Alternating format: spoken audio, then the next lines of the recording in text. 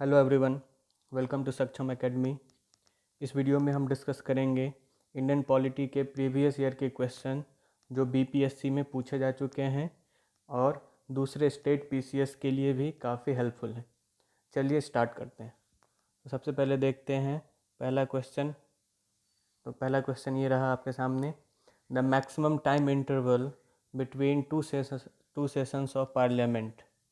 और इसके ऑप्शन है option A 4 months, B 6 month, C 1 year, D time decided by president.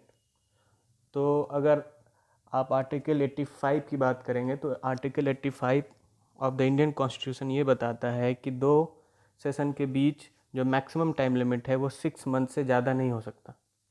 इसलिए इस क्वेश्चन का आंसर होगा ऑप्शन बी 6 मंथ। चलते हैं दूसरे क्वेश्चन की ओर। दूसरा क्वेश्चन है, the president can proclaim national emergency on the grounds of. Option A है आर्म्ड रिवेलियन, बी है एक्सटर्नल एग्रेशन, सी है वॉर, डी है ऑल ऑफ द अबव। यानी ये क्वेश्चन ये पूछ रहा है कि जो नेशनल इमरजेंसी हमारे देश में लगाई जाती है वो किस किस ग्राउंड में लगाई जा सकती है। तो इसके लिए हमें अगर देखना हो तो हमें देखना पड़ेगा आर्टिकल 352, क्योंकि आर्टिकल 352 जो है हमारे कॉन्स्टिट्यूशन का वो नेशनल इमरजेंसी की बात करता है।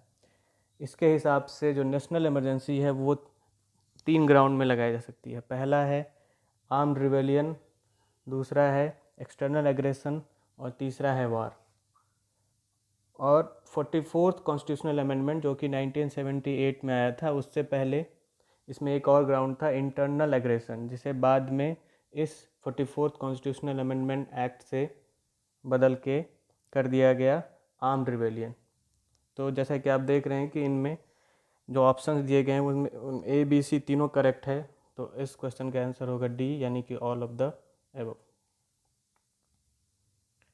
चलिए आते हैं नेक्स्ट क्वेश्चन पे, क्वेश्चन नंबर 3। तो ये क्वेश्चन है कि Lok Sabha can be dissolve before its normal period bye.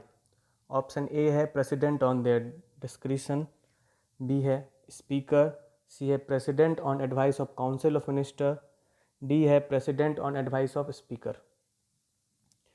तो वैसे तो लोकसभा अगर फुल मेजॉरिटी में है तो उसका जो मैक्सिमम टाइम पीरियड है वो 5 ईयर्स का होता है। लेकिन अगर काउंसिल ऑफ मिनिस्टर चाहे, यानी कि prime minister and council of minister चाहे, तो लोकसभा के चुनाव 5 साल से पहले करवा सकती है। तो ये इसमें इस क्वेश्चन में ये पूछा जा रहा है कि लोकसभा अपने नॉर्मल पीरियड से पहले अगर डिसॉल्व की जाती है तो किसके द्वारा की जाएगी।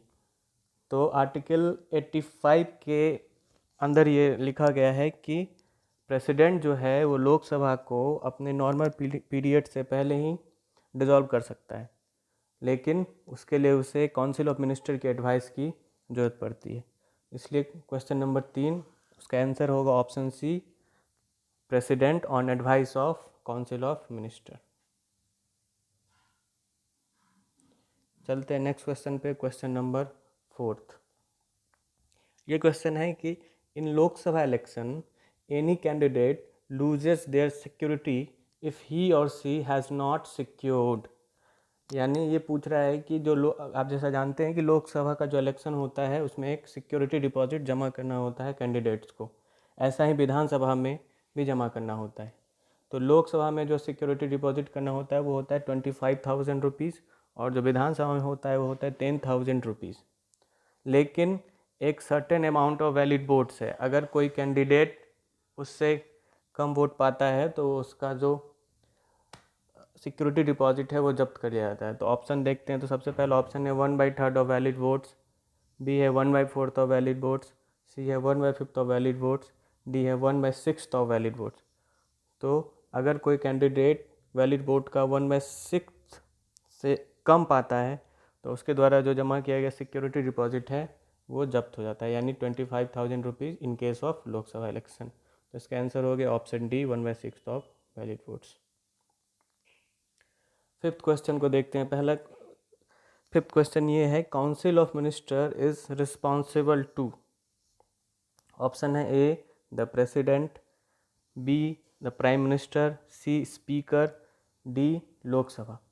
ये पूछा जा रहा है कि हमारा जो पार्लियामेंट्री सिस्टम ऑफ गवर्नमेंट है उसमें जो काउंसिल ऑफ मिनिस्टर है वो किसके प्रति उत्तरदायी होता है। तो आपको इस क्वेश्चन के थ्रू दो चीज़ें याद रखनी होगी। पहला कि जो काउंसिल ऑफ मिनिस्टर है वो कलेक्टिवली अगर रिस्पॉन्सिबल होता है तो वो होता है लोकसभा के लिए, लेकिन इंडिविजुअली वो रिस्पॉन्सिबल होता है प्रेसिडेंट के लिए। इसको आप इस तरीके से समझ सकते हैं कि अगर प्रधानमंत्री चाहे तो किसी भी सिंगल मिनिस्टर से रेजिग्नेशन ले सकता है, जिससे उसकी सरकार पे कोई फ़र्क नहीं पड़ता। तो लेकिन कलेक्टिवली जो काउंसिल ऑफ मिनिस्टर है वो रिस्पॉन्सिबल होता है लोकसभा के लिए। तो इस क्वेश्चन का आंसर है डी, लोकसभा। चलते हैं 6 नंबर क्वेश्चन पे। 6 number question, at present allocation of seats in Lok Sabha for all states are based on, option A है 1951 सेंसस, बी है सेंसस ऑफ 1961, सी है सेंसस ऑफ 1971, डी है सेंसस ऑफ 1981। तो जैसा कि आप जानते हैं कि जो एलोकेशन ऑफ सीट्स है लोकसभा के लिए वो पॉपुलेशन के हिसाब से दी गई है सारे स्टेट्स को। तो ये पूछा जा रहा है कि कौन सा सेंसस है जिसके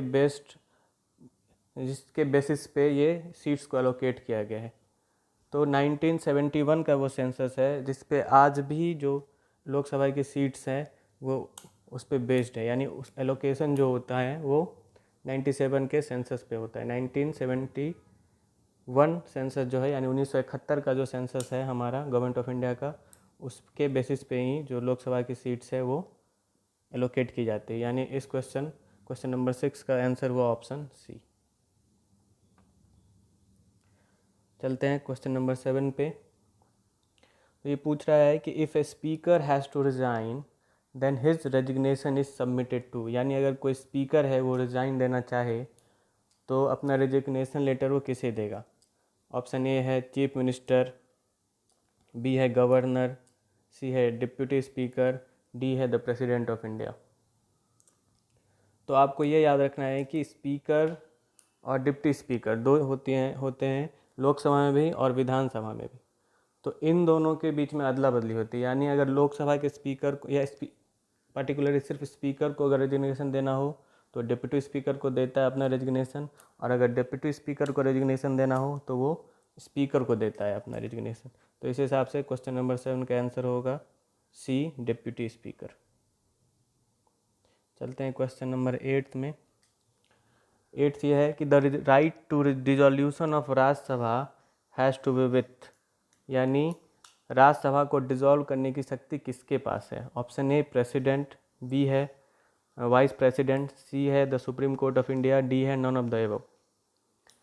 तो आप जैसा जानते हैं कि हमारे यहाँ बाई कैमरल नेचर की सरकार है, यानी 2 सदन होते हैं, एक लोकसभा दूसरा राज्यसभा, और जो राज्यसभा है वो एक परमानेंट हाउस है, यानी उसको डिसॉल्व नहीं किया जा सकता। तो अगर डिसॉल्व नहीं किया जा सकता तो डिसॉल्व करने की शक्ति भी किसी के पास नहीं होगी, इसलिए ऑप्शन ए, बी, सी ये तीनों टर्मिनेट हो जाएंगे और जो आंसर होगा हमारा होगा option D, none of the above.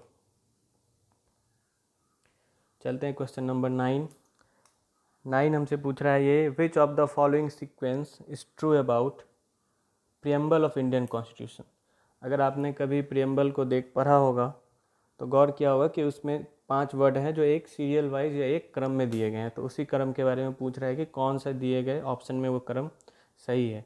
तो ऑप्शन ए है republic, democratic, secular, socialist, sovereign, B है sovereign, socialist, democratic, secular, republic, C है sovereign, socialist, secular, democratic, republic, और ऑप्शन नंबर डी है नन ऑफ द एबव।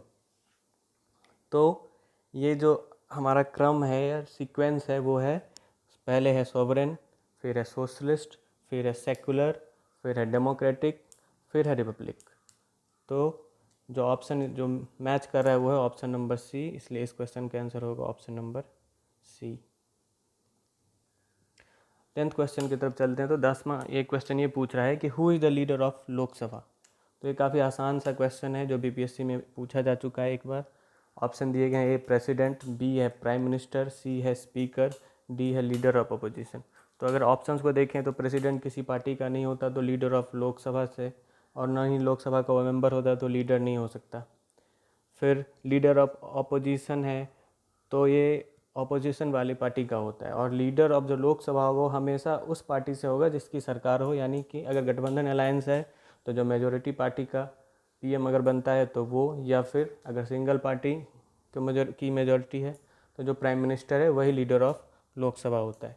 तो इस question का answer हो गया option number B, prime minister.